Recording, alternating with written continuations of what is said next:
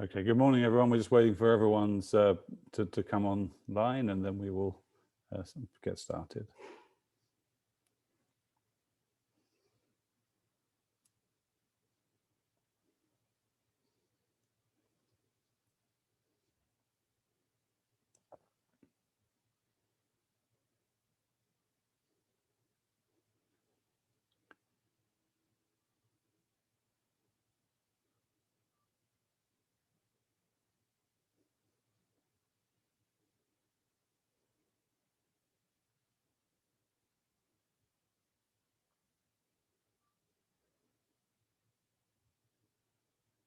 Catalyst 2030 started life as a WhatsApp group among social entrepreneurs, connecting to envision real transformational change. Launched at the World Economic Forum in January 2020, it's grown into a global movement accelerating change to ensure the SDGs are reached by 2030. Fueled by passion, our 550 members working in 175 countries have collectively put in an amazing 50,000 volunteer hours, touching the lives of 2 billion people. And we're driven by values, to which we hold ourselves accountable. 2020 was a busy year, co-creating 3 reports with partners and producing one of our own. Inviting high-level guests to participate in the Catalyzing Change campaign, hosting fireside chats and expert hours, which will be continuing in 2021. To celebrate our achievements, together we placed our supporters in the limelight with the first Catalyst 2030 Awards for Systemic Change.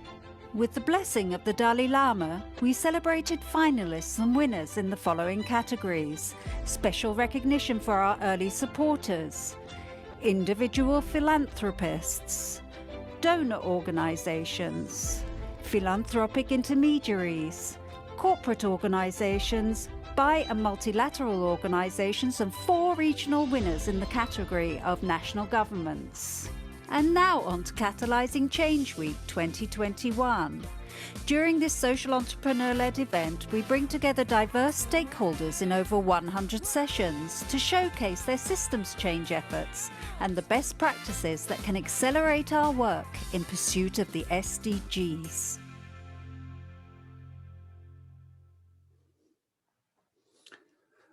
Well, hello, everyone. I'm Matthew Bishop, and it's a great pleasure to welcome you all today and to be talking with Reeta Roy, who is president of the Mastercard Foundation, has been for quite a while now, Reeta, and is, I think, one of the strongest supporters of the Catalyst 2030 systems change effort, being an enthusiastic supporter of Giroux over the years as a friend, and someone who I have admired for a long time as a foundation leader.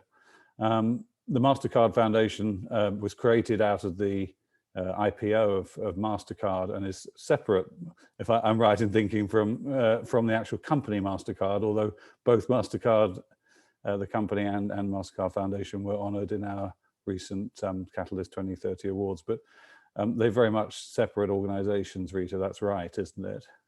That's correct. Yeah.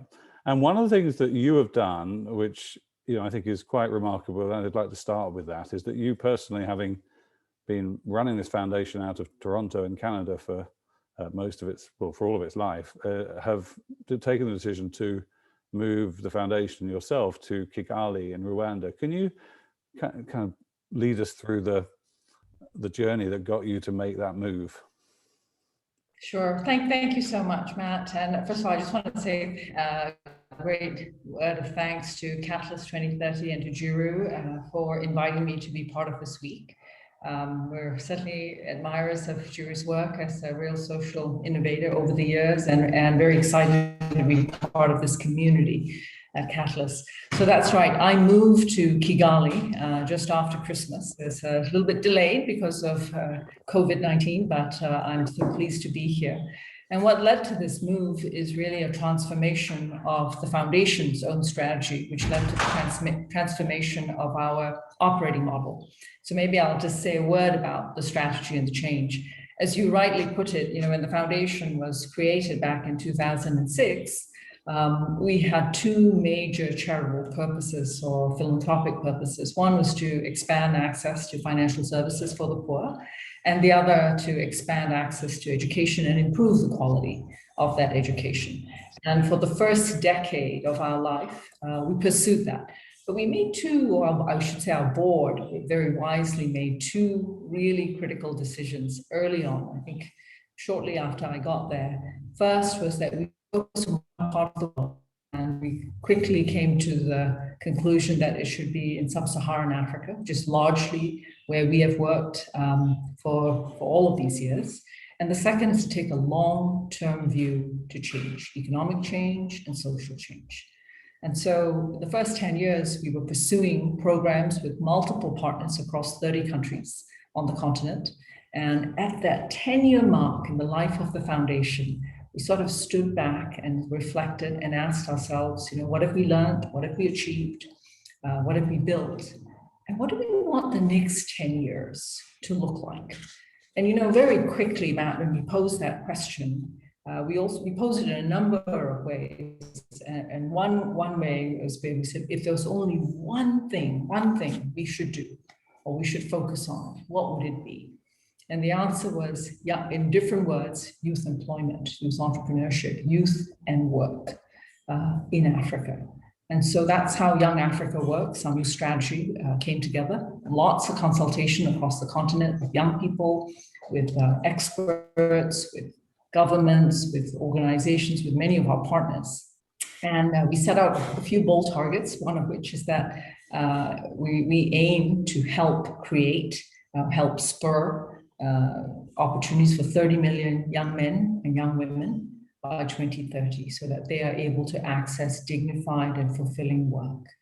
And when you put something like that out there, it triggers a huge number of changes in terms of how we work, how we fund, who we support, how we even organize ourselves. And that led to the transformation of our operating model.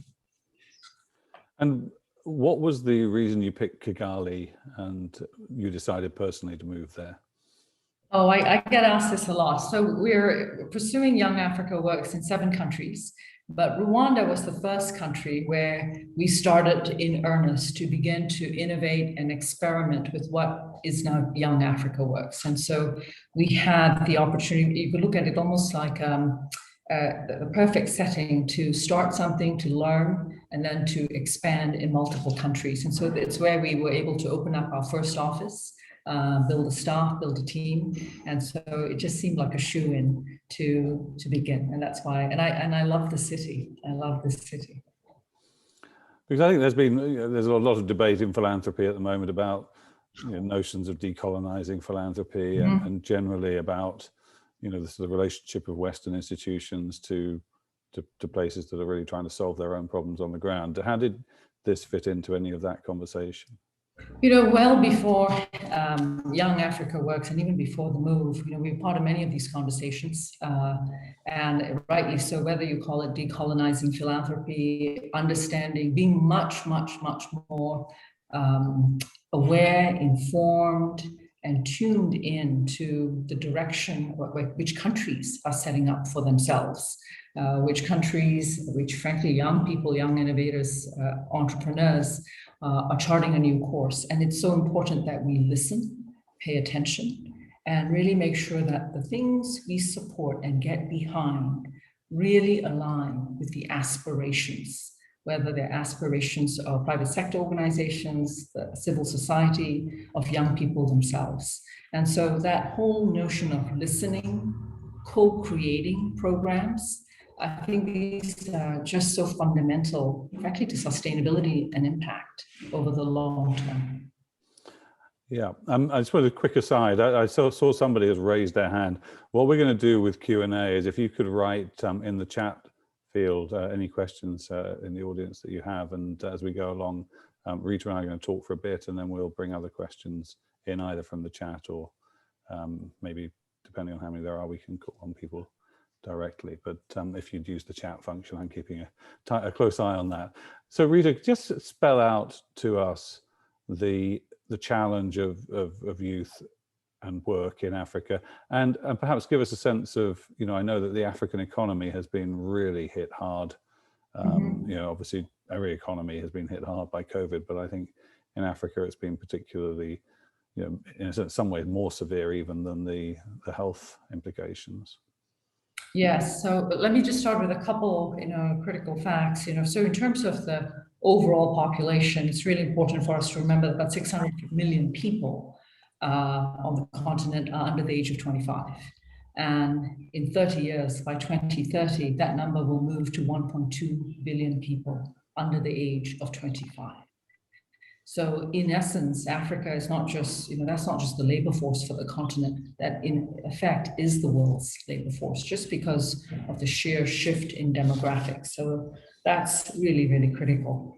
We should also remember that up until COVID, most countries, not all, but most countries were enjoying a rapid rate of growth year on year.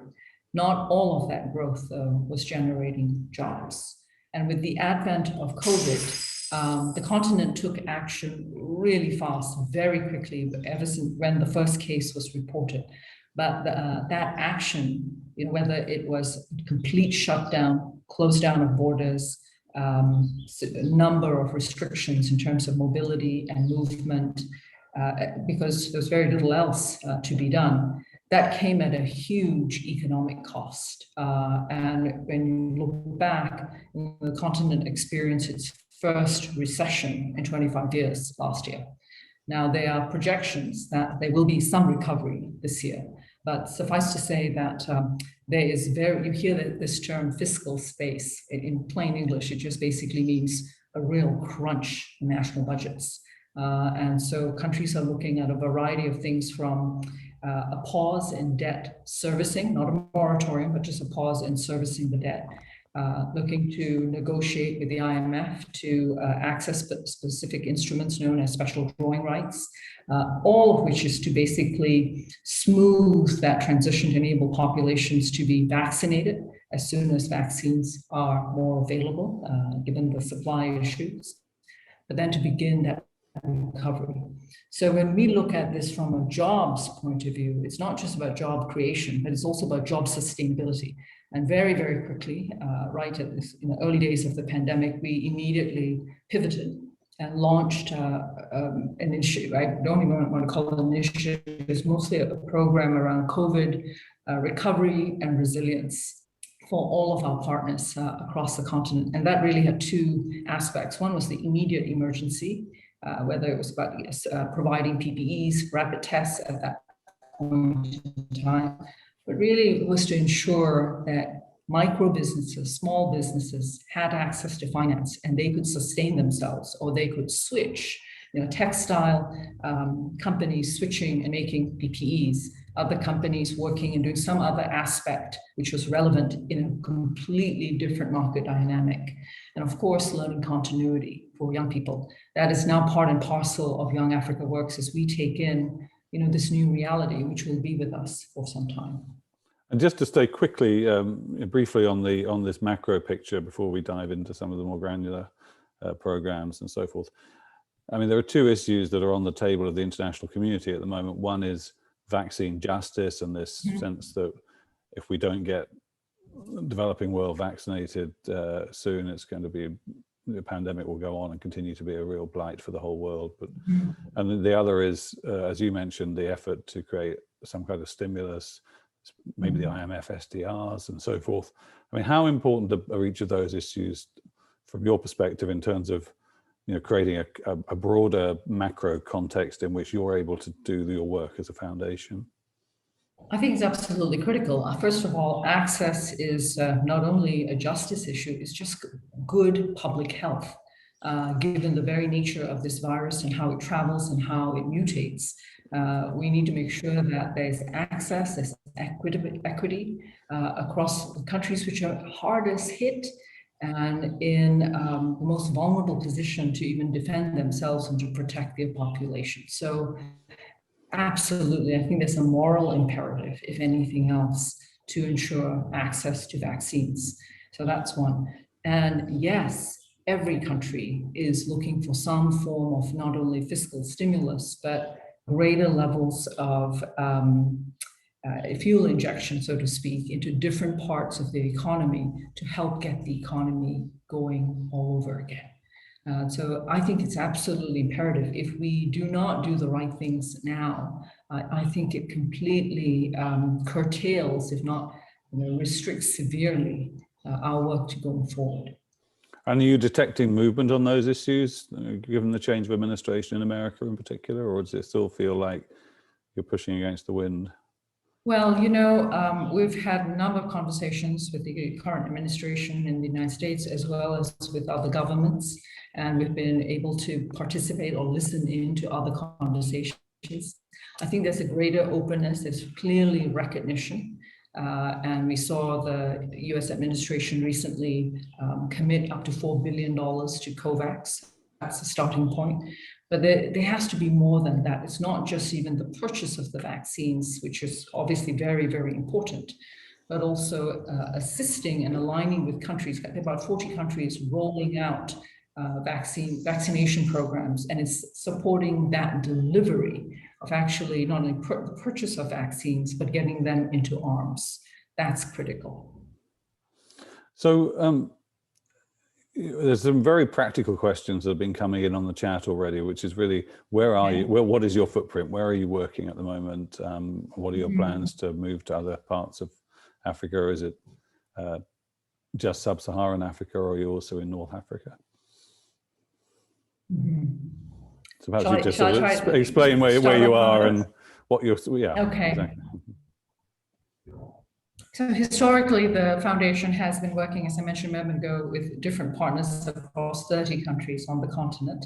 With Young Africa Works, we focused our efforts on a few countries to begin with, and so there are 7 countries. In East Africa, it's Rwanda, Kenya, Uganda. There's also Ethiopia, and then as you start to move west, it's Nigeria, Ghana, and Senegal. Which is where we're working, primarily focused on country-based programs to implement Young Africa Works. We also have a number of regional initiatives which go beyond those countries in the area of education, work around digital innovation, access to finance, which is also still very, very critical in terms of an underpinning of job creation. We work with a number, I see a question here on funding to startups. So we work with a number of innovation hubs or startup hubs or incubator hubs.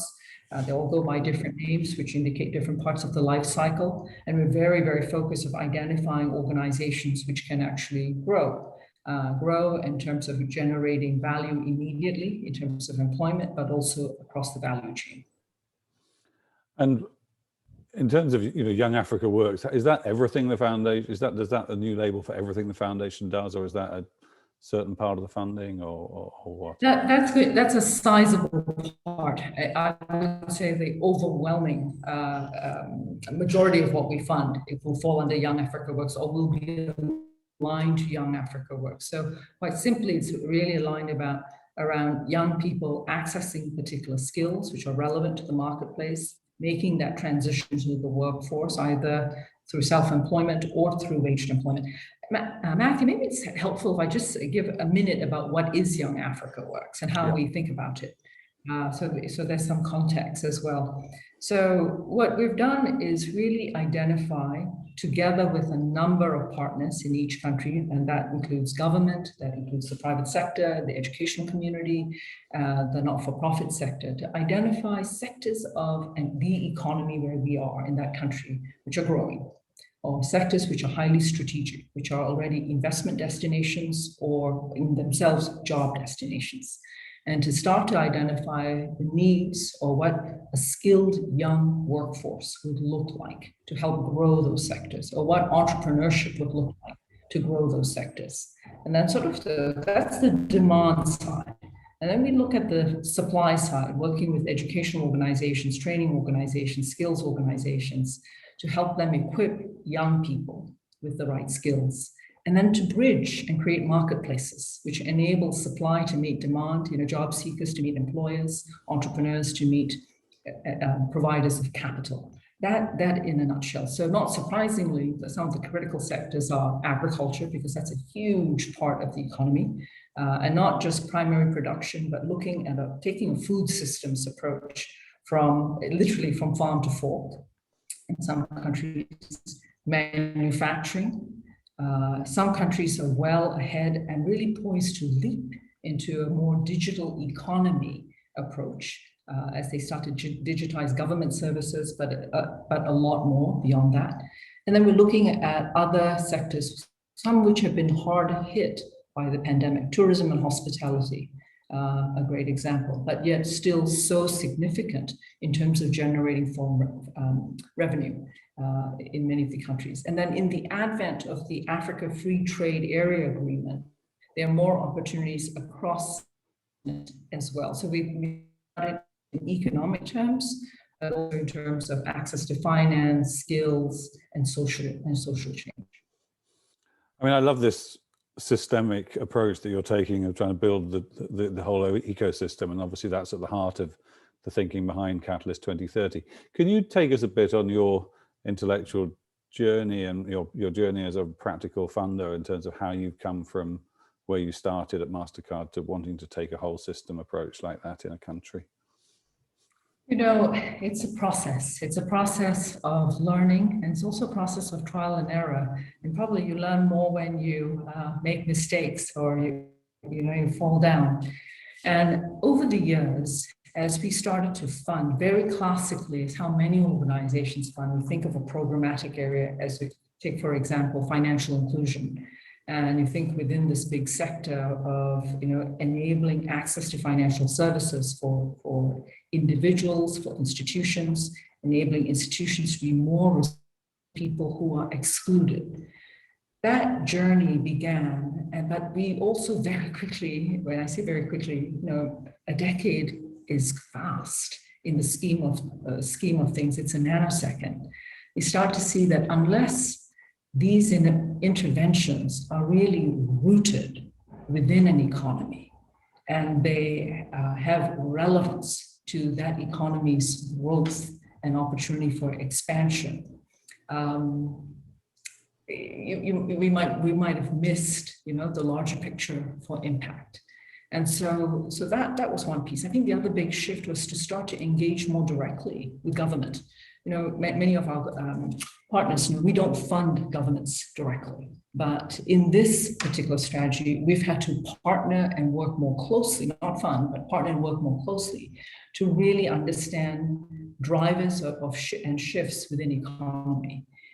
So that's allowed us to have a deeper view into the importance not only of national plans, but also what the importance of policy, and how policy in of itself, if implemented, is an agent of scale and shift. And that means working in several instances in Ethiopia, in Ghana, and Senegal, to work very closely with parts of government which are really trying to stimulate the private sector. And in some cases, be supportive, fund the development of roadmaps or strategic plans or blueprints. They call different things across different countries, whether it's for vocational education, whether it's for job creation, whether it's for a particular sector, whether it's tourism or manufacturing, because that enables other funders, other investors to step in as well, beyond the foundation. And working with governments is something that I think a lot of foundations are wary of, and in fact, a lot of social entrepreneurs are also quite wary of. What have you learned about how to work effectively with governments? Well, we're still learning. I'll have to say we're still learning, but there are a couple of things which come to mind. First of all, I think there's as in any country and in any experience, the people who feel the strongest and who are most passionate about their country's growth, about their own aspirations, are citizens of the country. And that's no different with members of government. And one clear lesson for us as we've engaged from the very beginning is to really make sure that we come in and we listen. And we try to understand what are the problems, what have historically been blockers. for change, because clearly these plans didn't start yesterday. They started years ago from a government's perspective in terms of the path they've been on. And inevitably you find champions sometimes in surprising places, and to enlist and to engage and to work with those champions. I think that's one. So listening, finding champions, and in some critical moments, our engagement came at the right time when there were leaders who wanted to move in a new direction. And so that was very important. I think the second thing is, as a private foundation, it's so important to remain independent. We are here not to participate in the political life per se of a country. In terms of partisan politics, as we would classically understand, we're here focused on a mission. And that mission needs to continue from one administration to another. And so having the right conversations, and the conversations need to focus on impact and outcomes. So that's key. And third is, always look for friends and a community, which is also engaged. And so that's one of the reasons why in all of the countries we engage young people. We make sure that we have specific folks, young people within the foundation who engage with young people in the countries where we're working, to make sure we take their feedback. Often they're very involved in the design and the evaluation of our programs. Work with the private sector, because most of these countries are in that transition where they're trying to grow their private sector and to cede more space to private organizations to help fuel economic growth. So I'll stop there. I could go on. Oh, that's very helpful. So we've had some questions about the community, how you work with local community organizations, particularly during COVID, but generally, we've talked about government, but how do you work with social entrepreneurs, local organizations to co-create and partner effectively within countries? So off the top, right when we began this strategy and we started to roll it out, we also made a public commitment that 70% of the impact would be young women, of this 30 million number, and that 75% of the organizations or the partners who come through this new strategy would be African organizations, in part largely because of sustainability. And so identifying, having people on the ground now in all of these countries where we're working has made a huge difference to be able to reach out, engage, identify organizations who'd like to work with us, who are also aligned and very mission driven. And so, and like all things, I know it's going to sound really basic, there's nothing magical about this, but it all starts with listening, engaging, and sometimes the courtship is long or the process is longer, because we're really trying to ensure that we are inclusive of how organizations see the program or see the challenge. So for example, some amazing organization in Kenya called Shining Hopeful Communities, which started by Kennedy Odede, who I would call a social entrepreneur. I call him a social innovator and a change agent. He began this organization when he was 14 in Kibera, which many of you know is the largest settlement, informal settlement in Nairobi. And Shining Hope, which is focused on girls' education, as sort of the hub, with spokes around healthcare, youth development, working against gender-based violence, has now expanded to multiple other settlements. But it's an organization largely run by very young people who've come from the same conditions. And so it's listening, understanding what are their strengths, what's their comparative advantage, how do they reach people? And it's so important that we do more of that. So we have different examples in different countries, so different social innovation organizations. But it comes back to listening and understanding how best we can get behind their efforts towards a neutral objective. So if we stay with the Kennedy Odede example, I mean, what specifically has been the strategy with him? So with Shofco, we came together because of COVID, and we worked with them to mobilize within communities. As you know, if you may have visited Kibera, These are highly densely populated settlements. There's no real space for social distancing, but yet a lot can be done within that around sanitation, hand washing, basic precautions, distribution of soap, distribution of masks, information, which is also a critical piece of for people to protect themselves.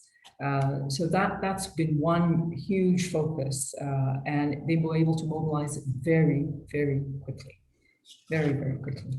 There are similar examples in other countries. In Ethiopia, we worked with a group of 12 women-led social enterprises or businesses, and helped and provided the financing for them to shift their business models to start actually working to create PPEs, to create masks, to create other types of supplies for the economy. And at the same time, not only just sustain employment for their current staff, but actually add to their staff. So in all cases, it's looking at the strengths and the unique advantage these organizations have and they bring to the table. And I mean, switching from the urban environment to the agricultural environment, you mentioned farming. What are you doing with small farmers and the food system?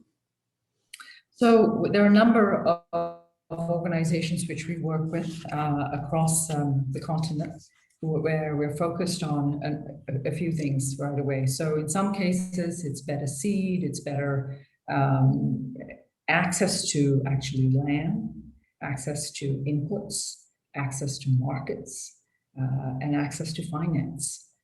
Both for, and in northern part of Nigeria, where it's very, very difficult, it's enabling women to have access to the same things, women farmers to have access to the same things. And so in Nigeria, we work with a very innovative organization called Babangona, which has a model that looks literally from where farmers plant to helping them access markets.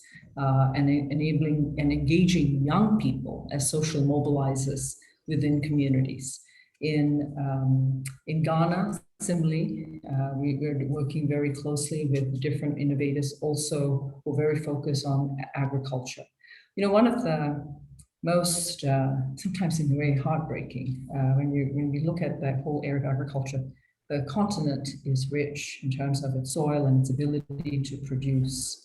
But the productivity of that land is still quite low compared to other parts of the world. And so the continent is still, despite this huge potential, is still a net importer of food. And that, hopefully with the Africa Free Trade Agreement, will start to be reversed. So we're working on a number of things, looking not just at the individual level, but more systemically, how opportunities can be created.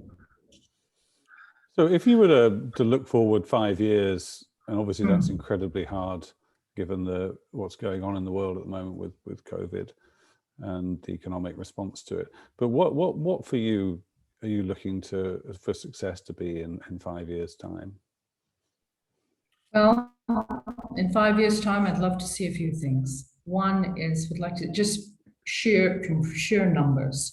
We'd like to see several million people directly impacted through these programs, or directly benefiting. And indirectly, we'd like to see a multiple of that who are in different value chains. Because of this economic activity, it's creating a ripple effect. That's number one. Second, we'd love to see critical institutions, which have to play a very important role, whether they're vocational technical institutions, whether they're banks, whether they're savings organizations, whether they're universities, whether they're secondary education institutions, are fortified and actually able to serve and way more inclusive of populations who are so deserving of those opportunities.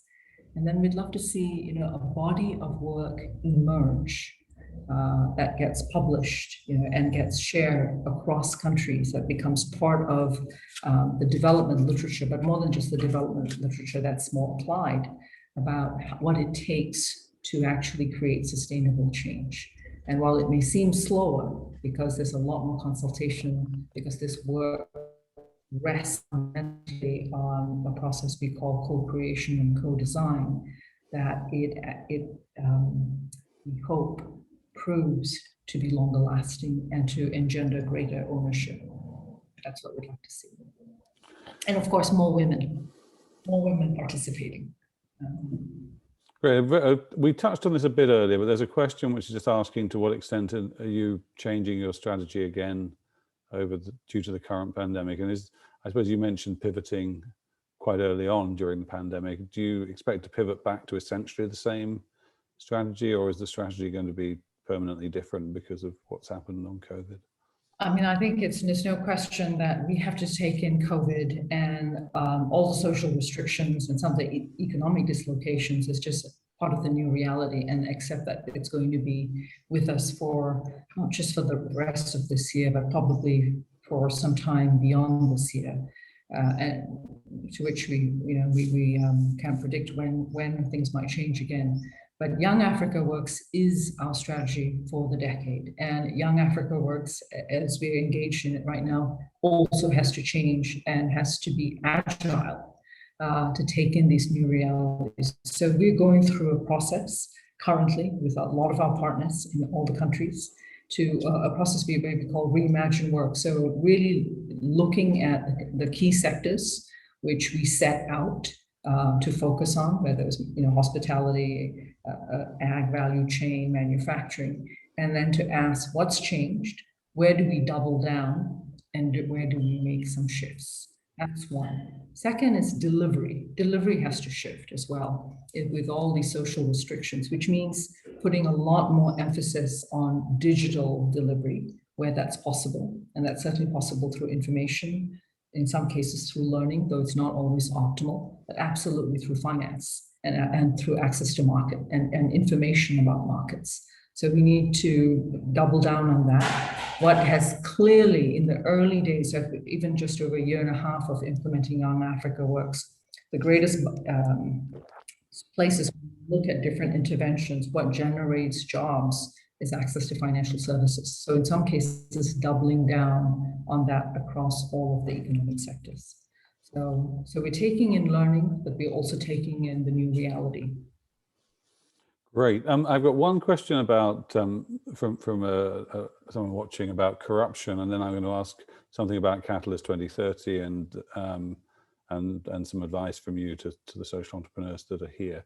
So there's a question from Blair Glencourse, which is, there's big corruption problem of 2.6 trillion a year, 5% of global GDP. How are you thinking about fighting corruption, and how does it apply to the work the foundation is doing? So I think that's a great question, and that's a question which is globally relevant, not just in Africa, just globally relevant, period. And I'll break it down in 2 or 3 different ways. One is in terms of how we fund. We work really closely with the organizations that we're partnering with to create plans, budgets, etc. As many people know, we fund and work in the high order of millions of dollars based on these initiatives, because that's what it may take to implement over a period of time. We have a set of internal controls as well as external assurance on the actual disbursement of funds and the utilization of funds. I have to say that by and large, it is our partners who call on us and who report back when there are anomalies, as they have been. And it goes without saying that these are, we're really privileged to work with good organizations who are not just accountable, but who just care about the mission and care about the delivery. So financial controls is one thing. I think more broadly, Matthew, it's so interesting. When we started out Young Africa Works, or even before we started out Young Africa Works, when they were still in the formative stage, when we were interviewing young people and we asked them, if there was one thing we could do, what should it be? It wasn't jobs. They all talked about fighting corruption. All of them talked about saying that, I'm tired of not having a place in university because my parents aren't privileged and they don't have a network. I'm tired that I can't afford, to access a loan because I don't know anyone. And so that is, part of their reality, and part of the shift over the long term is really about also equipping not just institutions, but young people, whether it's our scholars, the Mastercard Foundation Scholars Program, whether it's the innovators and the entrepreneurs who we support. It's really about ensuring that they also understand what it means to become transformative change agents. So we provide platforms for young people, in country, at a global level, a regional level, to speak about their own ideas. So that's a critical piece. And third, in the early days, and it continues on, the early days, governance of the organizations that we support. Many have asked, how can they improve, whether it's board governance in microfinance institutions in the process of transforming, becoming banks. Governance structures need to shift. And the same is true across multiple initiatives. And so when I look at what we do at a country level with Young Africa Works, there is a governance structure, which includes government, of course, the private sector, and civil society, and young people who we report back to. This is progress. This is where we've got roadblocks. This is where things aren't working well. This is where something's delayed. What are your suggestions? We try to make sure that it's transparent, and we communicate.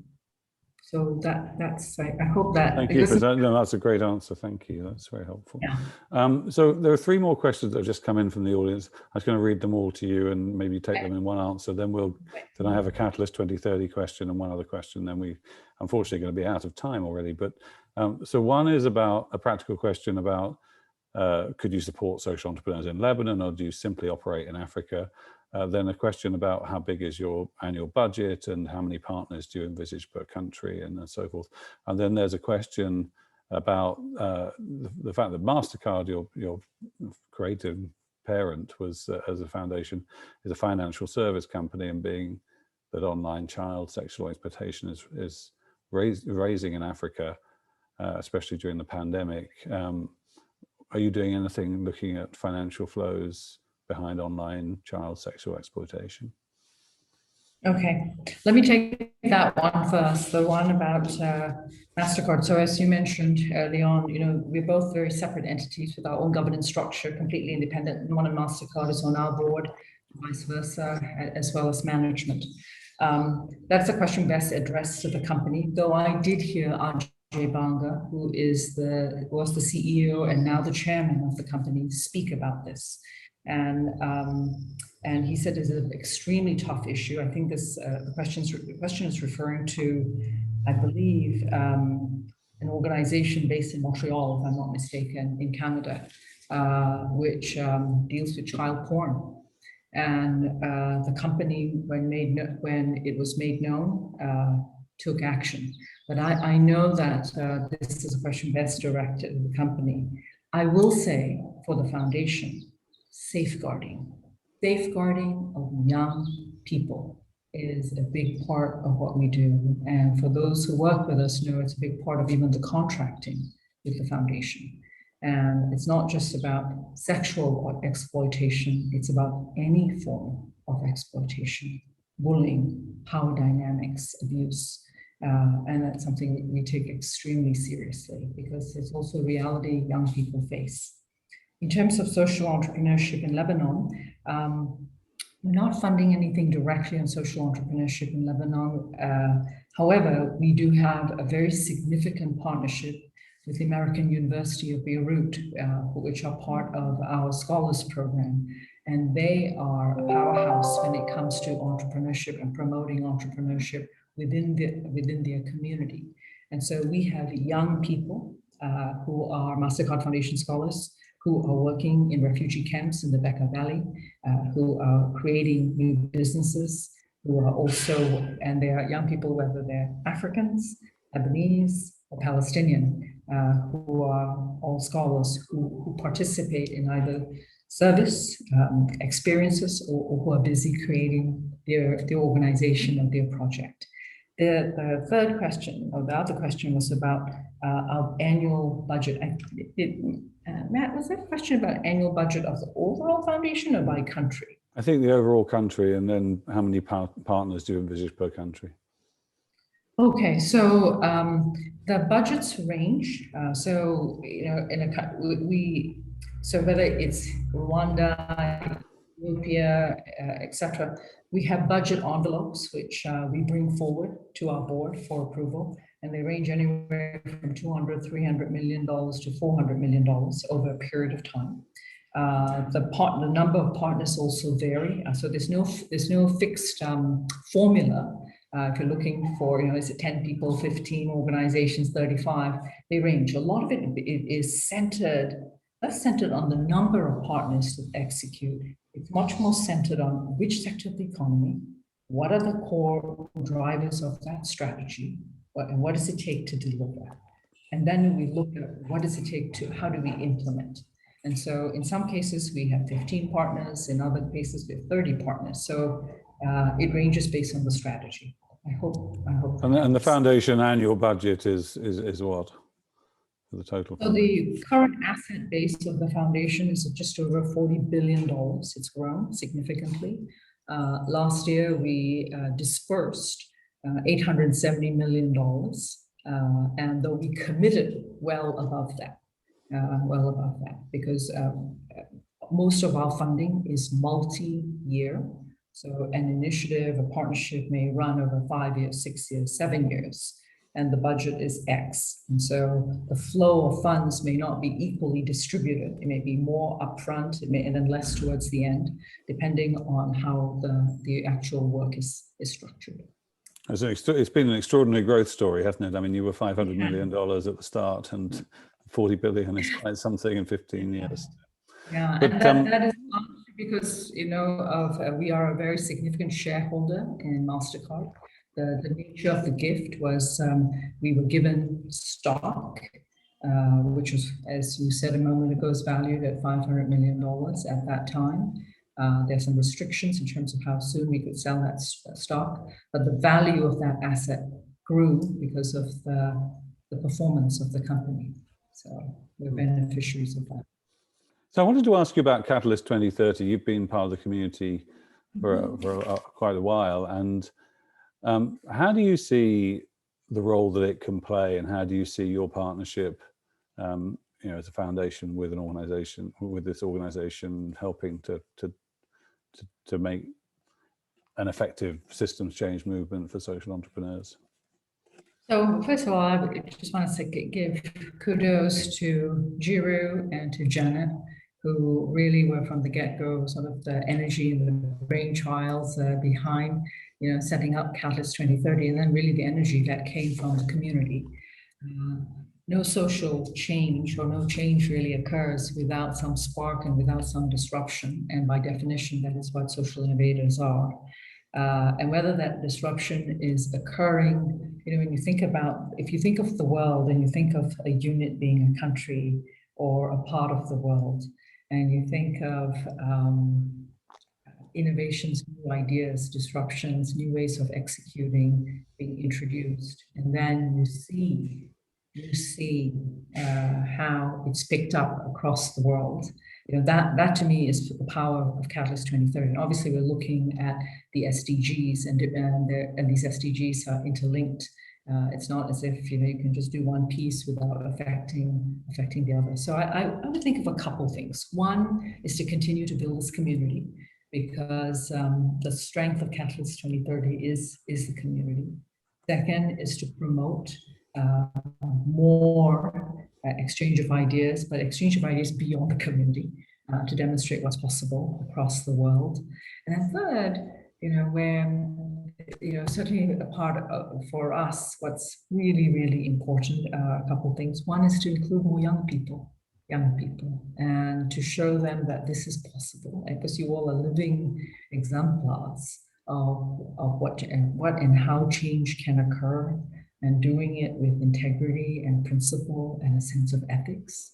That's really, really critical to me. That's probably one of the most significant things. And while the foundation may work primarily in Africa, we're always on the lookout for ideas which come from any part of the world, which have relevance, and for which there is a social innovator in Africa looking, across to India, to Lebanon, to Latin America, for ideas which may work to solve the problems they're seeking to solve.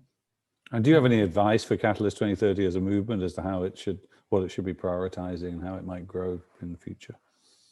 You know, I've learned not to give too much advice. I think Giroux and Janet and all of you have a clear vision. So what I would say is, you know, continue to do what you're doing and continue to be inclusive and open as you have. You know, what that's, I think, one of the key differentiators about this movement. First, how organic it was, how it started as a WhatsApp group and then mushroomed because it's inclusive. Just to keep this in mind when there's some good ideas that we can also fund and support and scale in Africa. Thank you. So do you, on that point, if someone does have an idea for you, how do you receive ideas? How do people get in touch?